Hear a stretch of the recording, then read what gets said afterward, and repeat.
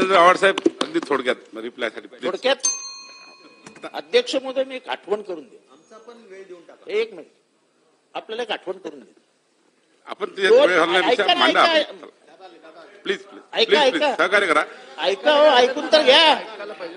2009 ते 2014 एक अध्यक्ष तिथे बसायचे आणि इथे विरोधी पक्षनेते खडसे होते.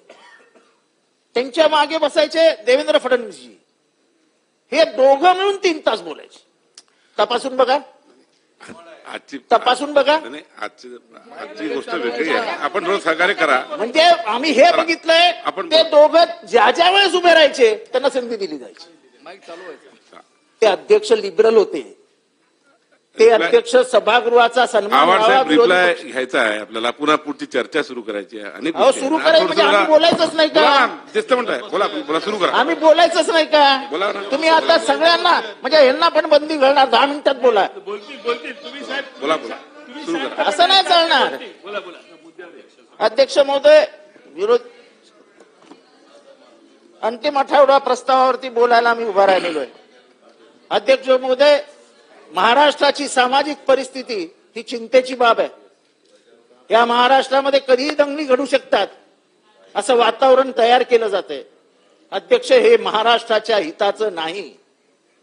जर गावागावात दंगली पेटल्या तर फुले शाहू आंबेडकरांचा विचारांचा महाराष्ट्र हा उद्ध्वस्त होईल. अध्यक्ष महोदय, याच्यावर गांभीर्याने विचार करायला हवा की विधिमंडळाचे सदस्य जे मंत्रिमंडळात आहेत यांनी कितपर्यंत ताणावं त्याला मर्यादा ठेवा.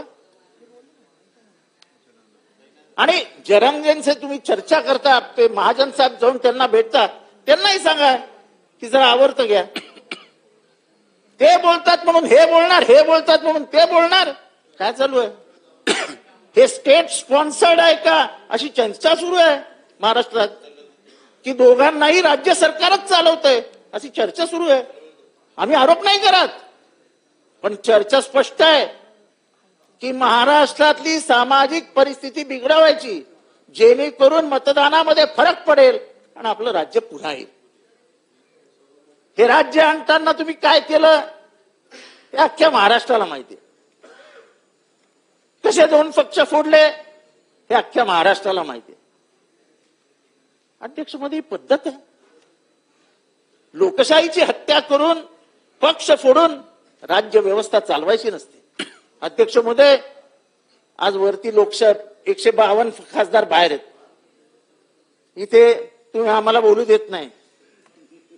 अध्यक्ष महोदय, लोकशाही टिकणार आहे की नाही हा प्रश्न आहे की नाही?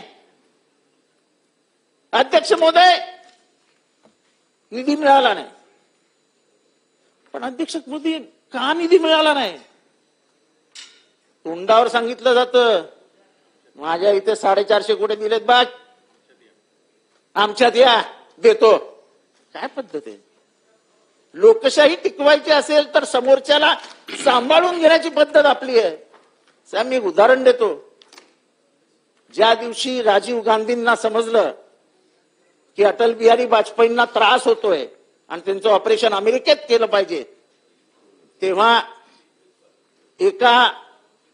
एक मंडळ चाललं होतं अमेरिकेला. त्याचं प्रमुख अटल बिहारी वाजपेयींना केलं. त्यांना स्वखर्चाने अमेरिकेला पाठवलं. तेव्हा हे करताना राजीव गांधींनी यांना विचारलं अटल बिहारींना. अटल बिहारींनी सांगितलं माझ्याकडे एवढे पैसे नाहीत. हे ऐकून राजीव गांधींनी अटल बिहारी वाजपेयींना USA ला पाठवलं आणि USA मधला सगळा त्यांच्या औषधोपचाराचा खर्चही राजीव गांधींनी गव्हर्नमेंट मधनं दिला. ही लोकशाही होती. पण विरोधकांना संपूर्णच टाकायचे, चिरडूनच टाकायचे, त्यांचा निधी अडवायचा, धमक्या द्यायच्या. हे काय बरोबर आहे? आमच्या मतदारसंघांमध्ये आश्वासन द्यायचं प्रत्येकाला, तुला 5 कोटी देईन, तुला 10 कोटी देईन, हरकत नाही. म्हणजे जर तुम्ही राज्य व्यवस्था अपोजिशनला संपवण्यासाठी पैशाचा वापर करून आमदार पाडणार असेल, ठीक आहे.